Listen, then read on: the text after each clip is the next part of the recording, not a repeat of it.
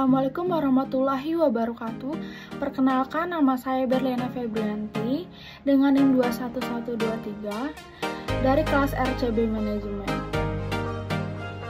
Di sini saya akan membahas materi tentang audit sumber daya manusia. Ada beberapa hal yang ingin saya bahas, yaitu ada pendahuluan, pengertian, tujuan SDM, manfaat audit SDM, tahapan laporan audit SDM. Yang pertama itu ada pendahuluan.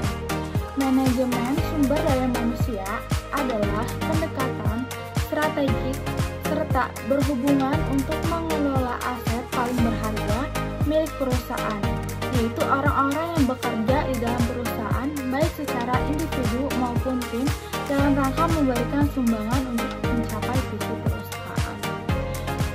Selanjutnya ada pengertian audit SDM. Audit SDM atau sumber daya manusia adalah proses penilaian yang sistematis terhadap kebijakan prosedur dan praktik manajemen SDM suatu organisasi untuk memastikan bahwa fungsi-fungsi SDM dilaksanakan secara efektif dan efisien. Audit SDM bertujuan untuk mengidentifikasi kekuatan dan kelemahan dalam manajemen SDM serta memberikan rekomendasi perbaikan. Selanjutnya yaitu ada tujuan audit. Yang pertama, untuk meningkatkan keunggulan kompetitif. Yang kedua, membangun dokumentasi dan praktik teknologi yang efisien. Yang ketiga, itu mengidentifikasi kekuatan dan kelemahan. Selanjutnya, itu ada manfaat audit SDM.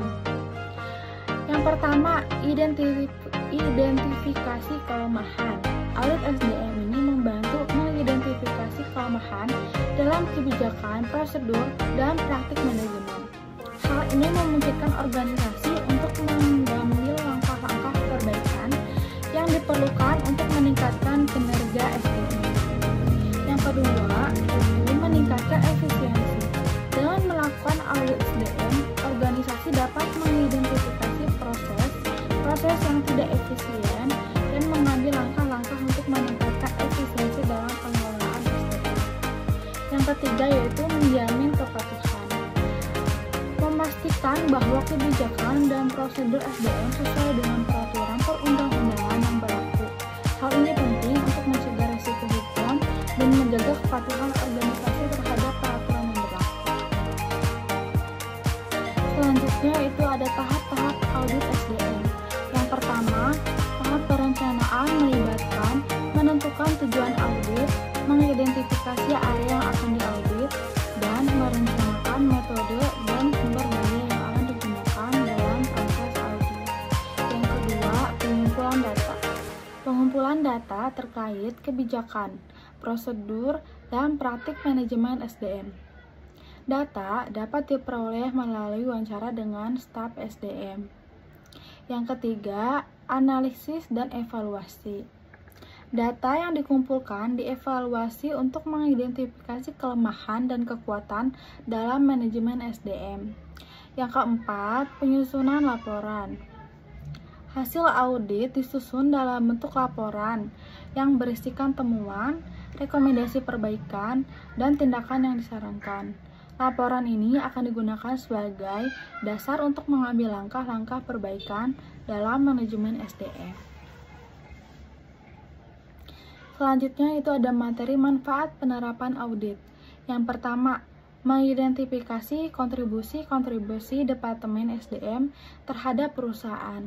Yang kedua, meningkatkan citra profesional Departemen SDM. Yang ketiga, mendorong tanggung jawab dan profesionalisme. Yang keempat, memperjelas tugas-tugas dan tanggung jawab Departemen SDM. Yang kelima, menstimulasi keragaman kebijakan dan praktik-praktik SDM. Yang keenam, menemukan masalah-masalah SDM yang kritis. Yang ketujuh, menyelesaikan keluhan-keluhan dengan berpedoman pada aturan yang berlaku. Selanjutnya ada materi ruang lingkup audit SDM.